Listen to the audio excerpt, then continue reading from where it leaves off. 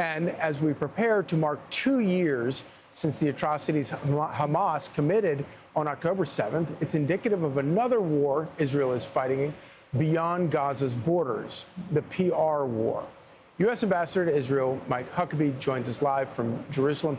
Ambassador, so great to see you this morning. Thank you for joining us. The UN has been irrelevant for decades, and so I'm not really all that surprised by this news out of the United Nations.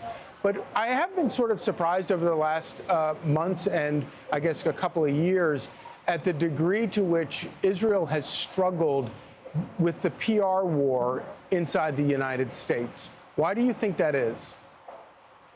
It's hard to say, Charlie. One of the things we could refer to is that old saying that says that a lie can get halfway around the world before truth gets its boots on. And that's one of the things that Israel is having to confront every single day. They're not just fighting a war in Gaza, trying to get hostages out and end what has been an existential threat to them since October the 7th, but they're also dealing with a war with all of the PR nonsense that's coming all over the world, but particularly out of Europe. And it's very troubling because most of the things that are being said, for example, Israel is a genocidal state. That's nonsense. Right. If Israel is trying to commit genocide, Charlie, they're really, really bad at it because they could have taken Gaza down in about 2.5 hours. It's the size of Las Vegas. So they're not committing genocide. It's nonsense. They put more food into Gaza than has ever been put into a war zone in the history of mankind.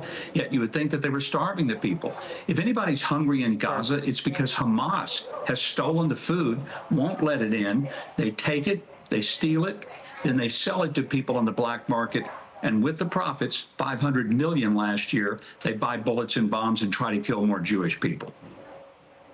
And of course, to this day, Hamas continues, the terrorists continue to hold 48 hostages from that terrorist attack. But the facts remain, when you look at polling in the United States, it's bleak in terms of the direction it's going. What is the strategy for fixing that? I think Israel's got to do a better job of getting their message out. There's no question about that. And it's a conversation we've had with the Israelis many, many times. But I also think that it's part of a bigger global problem. There is just a really serious issue with anti-Semitism across not just the U.S., but across the world.